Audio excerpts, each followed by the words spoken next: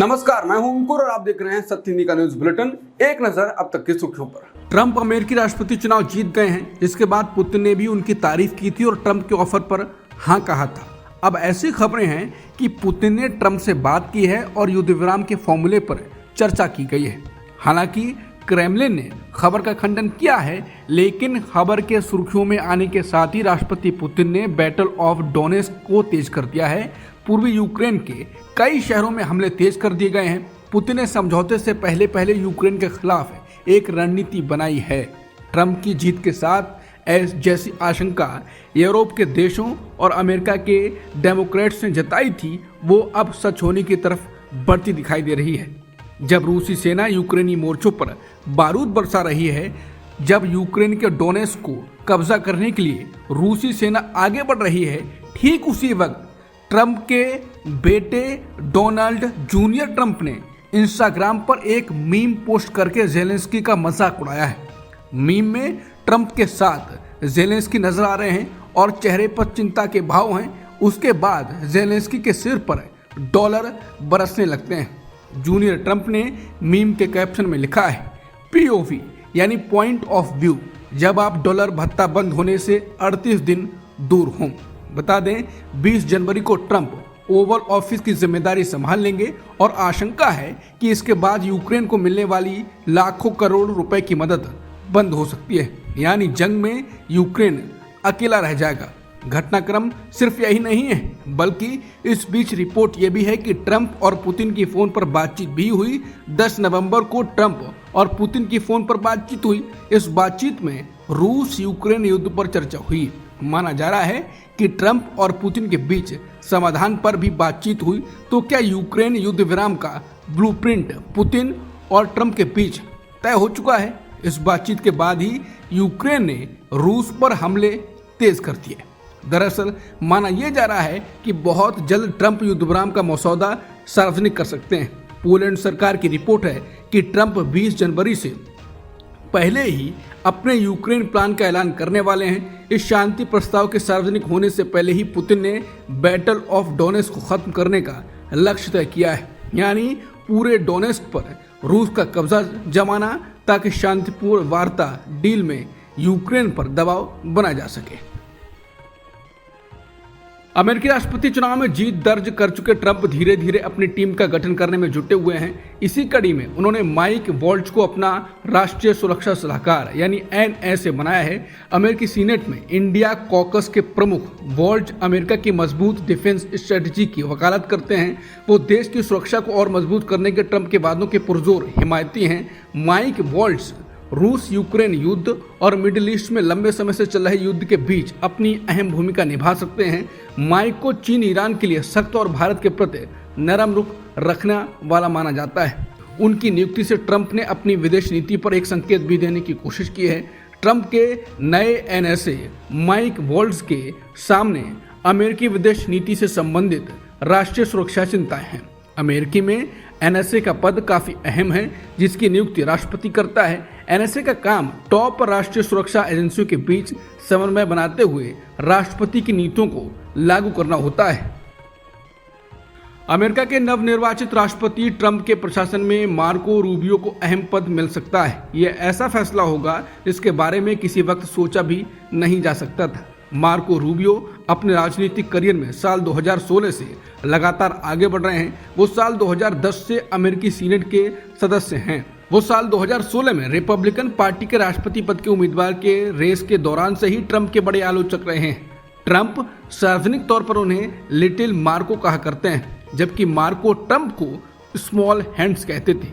बाद में मार्को और ट्रंप के रिश्ते बेहतर हो गए और मार्को ने ट्रंप के साथ उनका चुनाव प्रचार भी किया। इंडोनेशिया के राष्ट्रपति प्राबोवो सुबियांतो ने सोमवार को अमेरिका के नवनिर्वाचित राष्ट्रपति ट्रंप को फोन कर बधाई दी। इंडोनेशिया राष्ट्रपति ने ट्रंप से बातचीत का पूरा वीडियो अपने सोशल मीडिया अकाउंट पर शेयर किया है। ट्रंप को बधाई देते हुए प्राबोवो सुबियांतो ने इंडोनेशिया और अमेरिका के संबंध के भविष्य पर बात की। बातचीत के वीडियो को शेयर करते हुए इंडोनेशिया के राष्ट्रपति ने लिखा, मुझे खुशी है कि अमेरिका के नवनिर्वाचित राष्ट्रपति ट्रंप को सीधे फोन पर बधाई दी। ट्रंप से प्राबोवो कह रहे हैं, मैं आपको बधाई देता हूं। अगर संभव है तो मैं आपसे मिलकर बधाई देना चाहता हूं। ट्रंप जवाब में कह रहे हैं, बहुत धन्यवाद, आप इंडोनेशिया में शानदार काम कर रहे हैं, आपकी अंग्रेजी बहुत अच्छी है। ट्रंप के मुंह से अपनी अंग्रेजी की तारीफ सुनने के बाद प्राबोवो ने कहा, सर मेरी पूरी ट्रेनिंग अमेरिकन है। इस पर ट्रंप कहते हैं, ग्रेट। पूरी बातचीत में ट्रंप को प्रावो सर कहकर संबोधित करते नजर आए। ट्रंप बातचीत को आगे बढ़ाते हुए कहते हैं, अमेरिका में शानदार चुनाव हुआ है। उत्तर प्रदेश के मुख्यमंत्री योगी आदित्यनाथ ने बटेंगे तो कटेंगे का नारा दिया, जिसको चुनावी प्रदेशों में लगातार बोला जा रहा है। पूरा नैरेटिव सेट किया गया है, लेकिन चुनाव आयोग शत्रुघ्न सिन्हा का डायलॉग हो गया है खामोश। वो ऐसे सांप्रदायिक नारे और इसके बहाने हो रहे सांप्रदायिक प्रचार और बातों को होने दे रहा है। इस पर वरिष्ठ पत्रकार आशुतोष ने भी चुनाव आयोग को घेरा है और तंज में कहा है कि बटेंगे तो कटेंगे पर चुनाव आयोग की शानदार चुप्पी। बता दें, मुख्य चुनाव आयुक्त राजीव कुमार अक्सर चुनाव आयोग के कामों की वजह से विवादों में रहते हैं। हालांकि वो विवादों पर शायरी मार देते हैं बस। ईडी ने अवैध बांग्लादेशी घुसपैठ मामले में झारखंड और पश्चिम बंगाल में छापे मारे हैं। ईडी ने बांग्लादेशी नागरिकों के घुसपैठ से जुड़ी मनी लॉन्ड्रिंग की जांच के सिलसिले में पश्चिम बंगाल और झारखंड में मंगलवार को कई स्थानों पर छापे मारे। मीडिया रिपोर्ट इस खबर से भरी पड़ी है। जांच एजेंसी के झारखंड कार्यालय के अधिकारी दोनों पड़ोसी राज्यों में कुल 17 स्थानों पर तलाशी ले रहे हैं। ईडी ने झारखंड में कुछ बांग्लादेशी महिलाओं की कथित घुसपैठ और तस्करी के एक मामले की जांच के लिए पीएमएलए के तहत सितंबर में एक मामला दर्ज किया था। ऐसा आरोप है कि घुसपैठ और तस्करी से आपराधिक आय अर्जित की गई। केरल सरकार ने 2 आईएएस अधिकारी के गोपाल कृष्णन और एन प्रशांत को निलंबित कर दिया। इन दोनों अधिकारियों पर अनुशासन तोड़ने का आरोप लगाया गया है। समाचार एजेंसी पीटीआई के मुताबिक केरल सरकार ने आधिकारिक तौर पर इस निलंबन की पुष्टि की है। गोपाल कृष्ण पर धर्म के आधार पर व्हाट्सएप ग्रुप बनाने का आरोप है, जबकि एन प्रशांत पर वरिष्ठ अधिकारियों की आलोचना करने का आरोप लगा है। अंग्रेजी अखबार द टाइम्स ऑफ इंडिया के मुताबिक गोपाल कृष्णन से जुड़ा विवाद अक्टूबर महीने के अंत में शुरू हुआ था, जब केरल कैडर के कई आईएएस अधिकारियों को मल्लू हिंदू अधिकारी के नाम से बनाए गए एक व्हाट्सएप ग्रुप से जोड़ा गया था, जिस पर कई अधिकारियों ने आपत्ति जताई थी। हालांकि गोपाल कृष्णन ने दावा किया था कि उनका फोन हैक कर लिया गया था। उत्तर प्रदेश के प्रयागराज में यूपी लोक सेवा आयोग के दफ्तर के बाहर छात्रों का प्रदर्शन सोमवार देर रात भी जारी रहा। सोमवार को विरोध प्रदर्शन कर रहे छात्रों पर पुलिस ने लाठीचार्ज किया था। ये छात्र पीसीएस 2024 की प्री और एआरओ प्री परीक्षा को 2 दिन में कराए जाने का विरोध कर रहे हैं। इसके खिलाफ सोमवार सुबह करीब 11 बजे से अभ्यर्थियों का प्रदर्शन जारी है। अभ्यर्थियों की मांग है कि परीक्षा एक दिन और एक ही शिफ्ट में कराई जाए। साथ ही वो नॉर्मलाइजेशन व्यवस्था लागू होने का भी विरोध कर रहे हैं। बॉलीवुड एक्टर शाहरुख खान को जान से मारने की धमकी देने वाले को गिरफ्तार कर लिया गया। रायपुर के एक व्यक्ति फैजान खान से इस मामले में पूछताछ की जा रही थी। अब इस मामले में एक नया अपडेट सामने आया। पुलिस ने कथित रूप से मंगलवार सुबह फैजान खान को उसके घर से गिरफ्तार कर लिया। जानकारी के अनुसार मंगलवार सुबह मुंबई पुलिस ने फैजान खान को रायपुर छत्तीसगढ़ से गिरफ्तार कर लिया। बॉलीवुड सुपरस्टार शाहरुख खान को धमकी देने के मामले में सुबह तड़के मुंबई पुलिस फैजान को अरेस्ट करने की ट्रांजिट रिमांड के साथ रायपुर पहुंची। फैजान को आज ही कोर्ट में पेश किया जाएगा।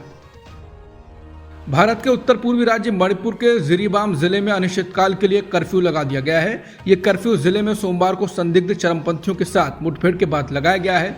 मणिपुर पुलिस ने सोशल मीडिया एक्स पर बताया है कि सोमवार दोपहर बाद करीब 3 बजे जिरीबाम के जकुराडोर और बोरोबेकरा पुलिस स्टेशन के करीब मौजूद सीआरपीएफ कैंप को हथियारबंद चरमपंथियों ने निशाना बनाया। मणिपुर पुलिस ने इस घटना के बारे में लिखा है कि हथियारबंद चरमपंथियों ने जिरीबाम जिले के जकुराडोर इलाके में स्थित सीआरपीएफ के एक पोस्ट पर हमला कर दिया, जिसके बाद बचाव में सुरक्षा बलों ने तुरंत जवाबी कार्रवाई की। ये मुठभेड़ करीब 40 मिनट तक चली और बाद में 10 हथियारबंद चरमपंथियों के शव बरामद किए गए। एक शख्स ने सुप्रीम कोर्ट में याचिका दाखिल कर अजीबोगरीब दावा किया है। उसने दावा किया है कि उसके दिमाग को कोई मशीन से कंट्रोल कर रहा है। सुप्रीम कोर्ट ने जब मामले की सुनवाई की तो वो भी इससे हैरान रह गए। जज ने कहा कि इस मामले में हस्तक्षेप करने की कोई गुंजाइश नजर नहीं आ रही है। कोर्ट ने सुनवाई के दौरान याचिकाकर्ता की मातृभाषा में बात करने की भी कोशिश की। याचिकाकर्ता की ओर से आंध्र प्रदेश हाईकोर्ट में एक याचिका दाखिल की गई थी। लाइव लॉ की रिपोर्ट के मुताबिक इस याचिका में कहा गया कि कुछ लोगों ने CFSL यानी सेंट्रल फॉरेंसिक साइंटिफिक लेबोरेटरी से ह्यूमन ब्रेन रीडिंग मशीनरी हासिल कर ली है। इस तकनीक का इस्तेमाल उनके ऊपर किया गया।